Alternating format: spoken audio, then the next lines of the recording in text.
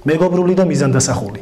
ასე ახასიათებენ პროექტს ეკვავენ ვარსკვლავების გამარჯვებულ სამორი ბალდეს მშობლიურ სოფელში. ჩვენი გადამღები ჯგუფი ფინალისტის ოჯახს სოფელ ჭანჭაჭი ესტუმრა. ნახეთ ჩვენი სიუჟეტი.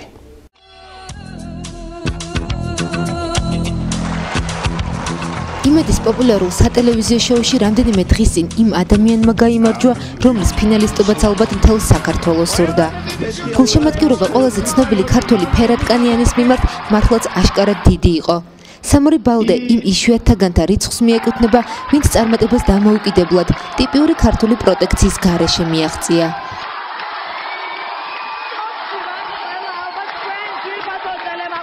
ცნობილი სატელევიზიო შოუს ფინალისტი ვარსკვლავი სამორი ბალდე ლანჩხუთის მუნიციპალიტეტის სოფელ ჭანჭაჭში გაიზარდა. სამორიკა დღემდე ასე მოიხსენიებენ აქ და მისთვის თბილ სიტყვებს არიშურებენ. როგორც გაირკვა, სამორიკას მთელი ჭანჭათი გულშემატკივრობდა. სკოლაში მისთვის გასაგზავნი მესიჯებისთვის ფულსაც კი აგროვებდნენ და ცდილობდნენ მის მოსალოდნელ გამარჯვებაში მცირედი წვლილი შეეტანათ.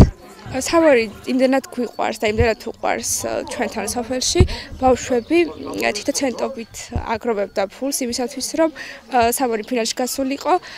პირადად მეც შემიგროვებია ფული, რომ SMS-ები თანხა ჩაგვერთა მობილურზე და SMS-ები გადაგვეგზავნა და ძალიან გაგვიხარდა აქედან გამომდინარე მისი გამარჯვება. სამორის ბავშვობაზე საუბარს სიამოვნებით დაგვთანხმდნენ. თბილი, მზრუნველი, მეგობრული. ამ სიტყვებით იწყებდა თხრობას თითოეული მათგანი. სამორი ბალდე ჩვენთან ერთად იზრდებოდა, რავი, ძალიან საუკეთესო ბავშვი იყო, მეგობრული, თბილი, არ არსებობდა მისთვის რო გეთხოვა რამე და არ შეესრულებინა.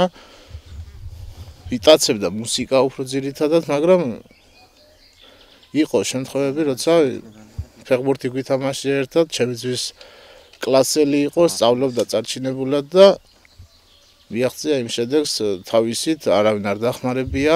ძალიან თბილი, აი ნამდვილად გურული სისხლი ჟღერს მაგაში, მაგრამ კულტურული, დავდაჯერებული, ამხანაგური, ისე იგი ალბათ მის გულს ამოიღებს და მისცემს სხვას.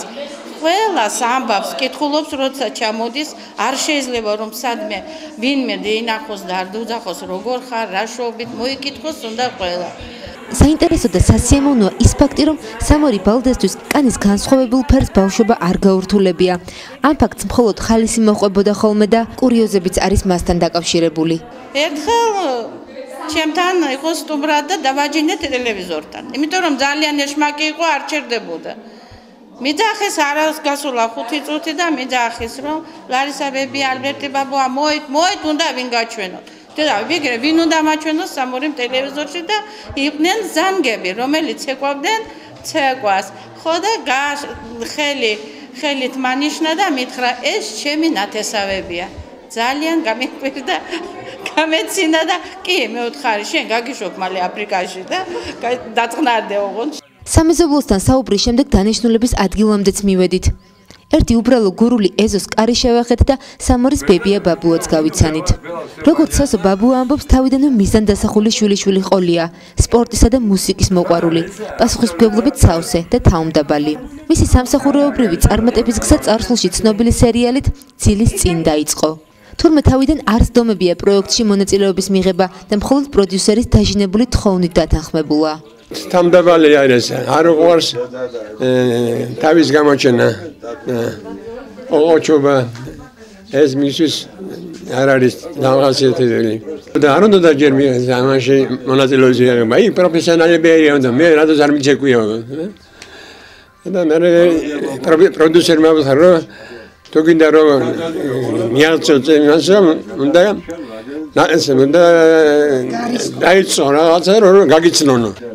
იდეები მერყეობდა რომ ერთხელ აუცავი ერთიც მოხდა გამოვარდა.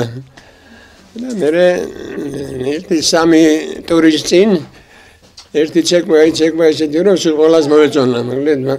მაგრამ ამის მერე წავიდა მოკლედ ხალხმა შეიყვარა ესე და იმდენი SMS-ი მოდიოდა. დღეს ძალიან დაკავებულია. როგორც ბაბუა ამბობს, რამდენიმე ადგილას მუშაობს და გურიისთვის ისე ხშირად ვეღარ იცლის. თუმცა სოფელი უყვარს და სოფელსაც ძალიან უყვარს ის. აი ჩამოდიოდა, მაგრამ ზაკაებული 1-2 წელი ვერ ჩამოდის რა. ანაც ახლა რადიოშიც მუშაობს ახლა ამის გადაცემაში. 12-დან 3 საათამდე. ერთი პატარა, ბევრისგან განსხვავებული, მაგრამ კეთილშობილური თვისებებით გამორჩეული ბიჭი აფრიკიდან, რომელმაც ყველას დაუმტკიცა, რომ მხოლოდ შრომის მოყარეობით და ნიჭით წარმატების მიღწევა ისეა შესაძლებელი, რომ თავმდებლობა არ დაკარგო და მოახერხო ჭანჭათელებისთვის, ისევ იმ ბიჭად, სამორიკად დარჩე.